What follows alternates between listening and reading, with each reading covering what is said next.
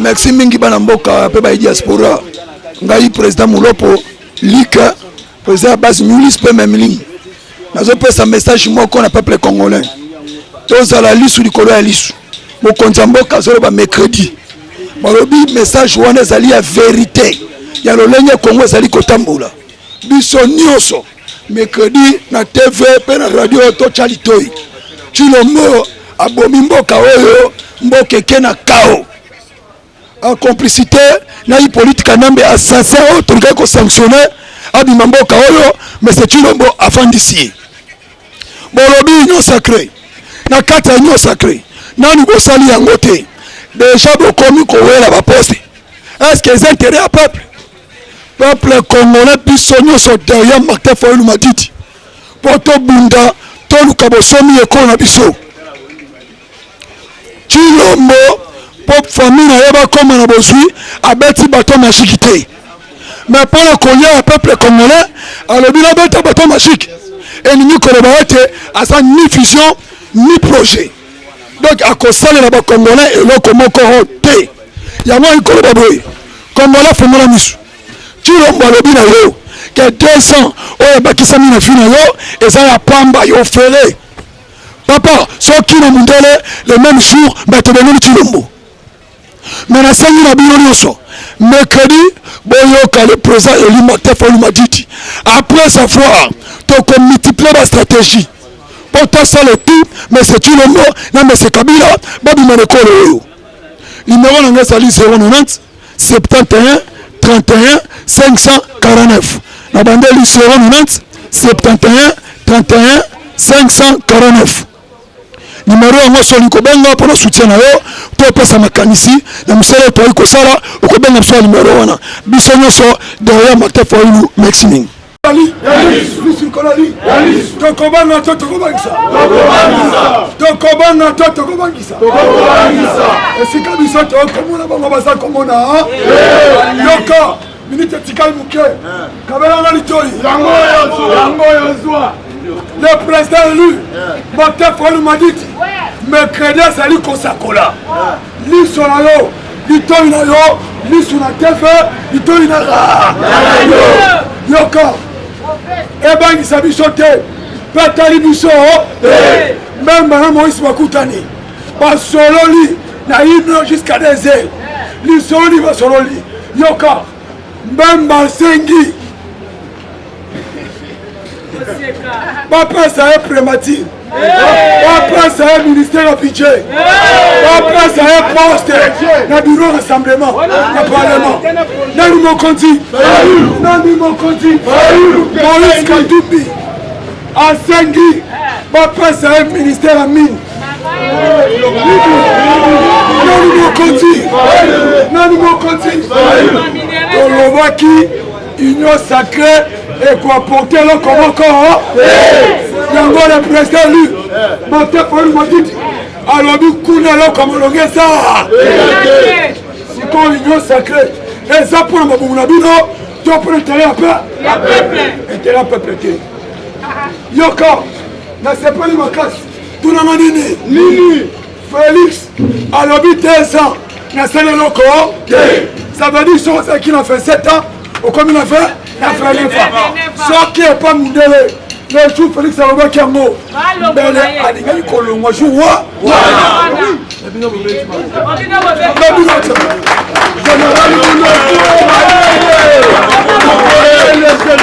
biso bacongolais tofandi mpe totala ye mitoso olobaki yo bese bakisami na fi na yo atali wasecu action yo fele yo posi babokosali obeti ntango yaki na ye Christian asombi chipa $100 Félix abeti bato te ekomi na tour au peuple bozotuna biso abeta bato magique ntango mama na ye azotonga bastation abeti bato magique ekoma mpo na peuple abeta bato magique Félix aza moyibi yoko Mesa Chilombo alobi Kabila tiki kao Monsieur Mobutu asali 32 ans alingaki ma abimisi mbongo nyonso na banki ake na mofre fo Moussa le frère aye akuti eloko te mais 300 Moussa fondisi biso sali yaba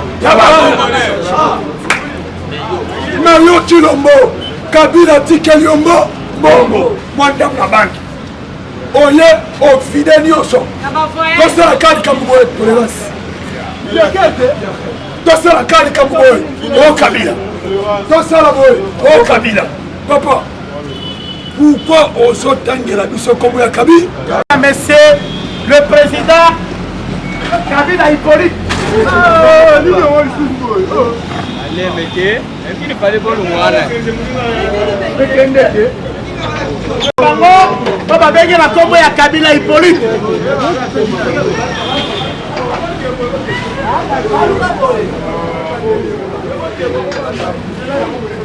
ozozonga po ndeko na ngai mbongo ya Congo ekomi mbongo ya Monsieur Félix na Kabila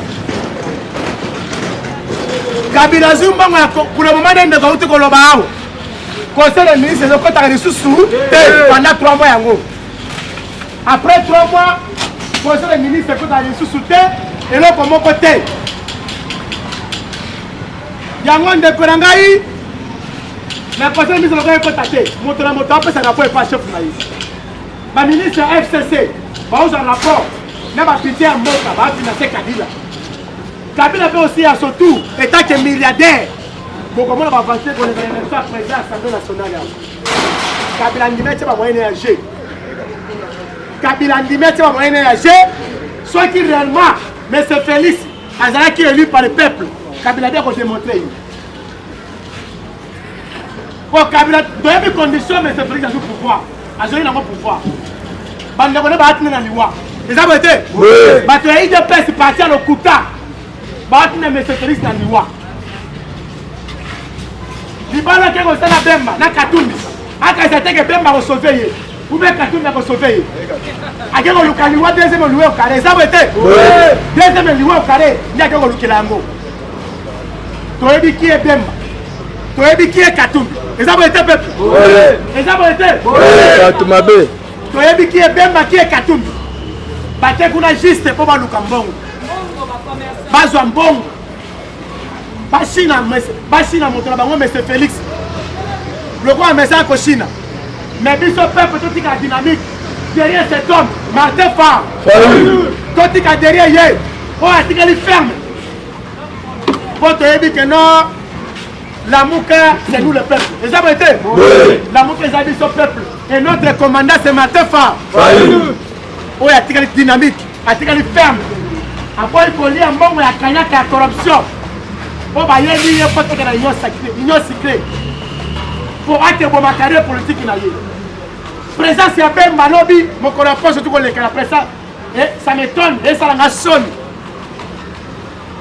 beaucoup la Jean-Pierre Bemba ndeko na ngana 2006 bafinga kiyo ne loko acte ba opposant kinali congolais a élu yo état que président de la République le peuple alinga bima défendre les droits na ye lokola vota ki yo yo moko me opaveni ko pekisa peuple wana bima te bandeko na ngai acte wana mape opposant nanu o réconcilier na peuple nano te olingi lelo okesu ko trahir sous peuple baseka yo bien yango tolobi que ça c'est la finalité la carrière politique ya M. Jean-Pierre Bemba ça boité ndeko na nola Ato Zamungalo Zawa Zawa Montagne MRC. Ngana lem sabino que non, vous avez fait mauvais choix. Il y a cause adhérer Jean-Pierre Bemba. Peut-être que vous avez dit ça. Ngana yebe bana ki sangani. Tiko koma mawia. C'est un traître, ça va être. Oui. C'est un caméléon. Namona Bemba alias moko tia sana bato et basila na ndenge malamu. Na bana comprendre yo. Bemba sala alias azaki soutenir la rébellion na Pambus par Yoweri Museveni président Ouganda. Finalité la bango ezaki mabe. Ezaki mabe. Yoweri Museveni a regretté. Pourquoi soutenir ces messieurs a trahi Yoweri Museveni? Bemba teko sa alliance na Moussa Nyamusi. Bande ko ngai. Balongoli chef fulena, balongoli état major na patolité, ba meme yango na peine. Koto Moussa yo sa faire rebellion na ye. Ko komi na ndoka bato, olio ndi makeno awa na ndoka bato. Nani matako za coloniser et l'autre côté. donc miso makasi na kilo koso na yo akena ngoti na beni akonza mbusa ya musi mbusa ya musi atala habité ah eza pa na ngai eza pa na yo te so ni mwese makambo ozona na badolite eza bote mbusa ya musi atala mbusa kimobali ameki komisa bitumba mbusa ya musi abeti ye bemba kimi azongi badolite eza bote oyo nga bongo na viva yango ye te barakota inga te na viva yango azonga pa Kampala après quel badolite lelo bemba asalaki alliance na RCD Goma oyebi finalité na bango na Kisangani lebelo boka RCD Goma MLC ezaka mibale te ezaka moko RCD Goma MLC na eloko bo moko oyebi pourquoi nani nene moto azobaka bona bemba mbongo kaka bakabona bazalaki ruberwa ale bango batika na Goma batika na Kisangani kuna ale bemba zo Equateur namona alliance moko te bemba sala et finalité na ye asila malamu na bato wana babemba na kakaka yabi makala ba raison o lelo bemba kena union secret et pas monsieur Félix ba ko betre ma bako na bato IDPS soit disant e ko sauver bango a ko sauver bango na ni eza ba été ya utaki on ne kobotika kolana manguya botika kolana eloko lokuta boko mwana ba miso ba ko saka bino soit disant union secret finalité na moi eza mabe et boti mwana matombe soli nde esa na bango eza ba été il fait mal bango ouvertement nabi que monsieur Félix c'est encouragé nabi ka nenga sala ki annonce makamba union secret quand après nous au thème la janvier ou février a déclaré ma élection anticipée. Et ça va être élection anticipée Zoya. Président Martin Fayulu le vakiamo. Abina au moins entre 2021 et 2022 élection anticipée Zoya. Quand nous avons bien nous éco salim. Pour Fayulu c'est un prophète politicien. Ça va être on ne soit à l'oba que non, il y a la crise. Oh boy, nakata mboko ese ekokisami te. Ekokisami. Quand nous avons l'élection anticipée Zoya, l'élection anticipée Zoya. Il y a un peu de biso, parti na biso décidé. Tous à la mobiliser. Pour que l'élection Zoya, tous la majorité dans sa si, non. Les arrêtés. S'il s'agit à voter député provincial ou député national, voter réellement on a décidé. Pour arrêter de couler la faille ou lutter. Pour tout le monde qui a un député, mon quoi, à ça montacache. Mais attends, on a voté à Fayulu. Et on va voter. Mais tu l'as dit, Oyo, les arrêtés. Oui. Président Martin Fayulu, le musique. Lobby. Pour votre information. Lobby président Martin, le président élu de la RDC en 2018.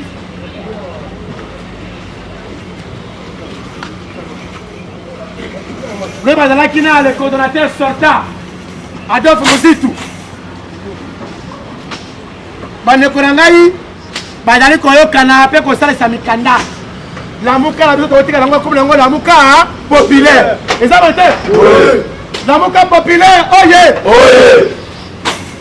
bakosa yo te ke Jean-Pierre Bemba to pe Moïse Katumba yeso na kata lamuka bayeso na kata lamuka te lamuka est biso peuple et nous avons placé notre commandant aux autres biso à d'autres diriger biso comme on a Martin Fayulu union secret lobi bato ya IDPS représentant moko ya IDPS l'équipe na etandoike akoloba ke non bino moko bomoni ndenge Katumba ye mokolo ya poste na cité union africaine na Jean-Pierre Bemba ndenge baye boye baye ke na janvier wa makambo ezolekana Kabila apakata mbangu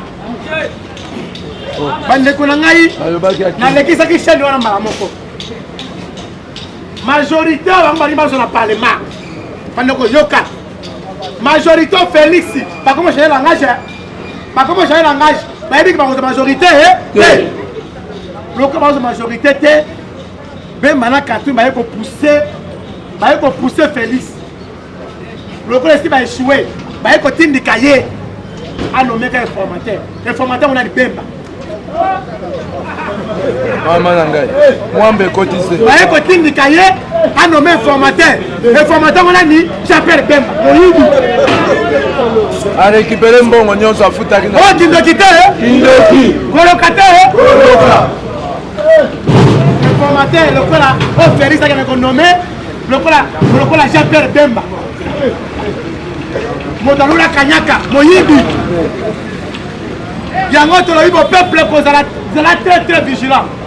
Motako Sayote, on a la caille bien. Et ça va être la personne qui est restée dynamique et ferme. Et ça Martin Fa. Et ça Martin Fa.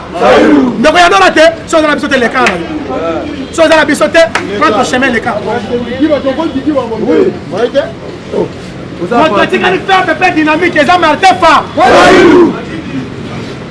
Même matin comme il s'est sacrifié. Pas pour Maya Koufa Liwa solo. Koufa qui bosso, il a gagné le Kouta. Et ça va être Maron Koufa solo. Katoumi c'est la finalité pour lui. Et si lui qu'on a yé, peuple va quoi ça y est. 2 ans après, M. Félix a serré l'eau comme Moko. A serré la sociale congolais à répondre de l'eau comme Moko. Saut des moutons. Saut des moutons, la sociale et terre. Ça va être saut des moutons inachevés.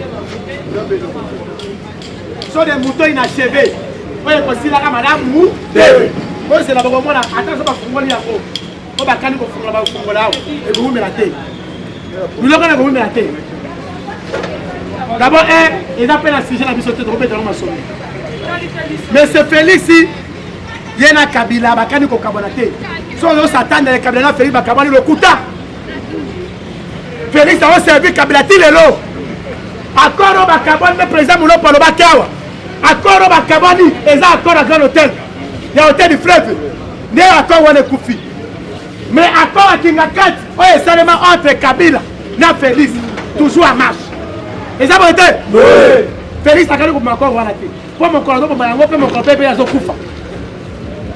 Il politique quand même, la maman Céline. On va payer Kabila. Dans la province à Okatanga. Retourne à l'État de mon bal. Pour moi, c'est Félix. Moi, c'est Kabila, il m'a Félix. Rose de la tanga aux Zongawa. Topia Rosa Moka, on est du couleur à moi, c'est bon, qui mène à le bébé? Le bébé, qui mène à le bébé? Nous avons la dynamique. Et derrière, c'est Aigle, Martin Fa. Comment on a Martin Fa ou Aigle? Les abattés.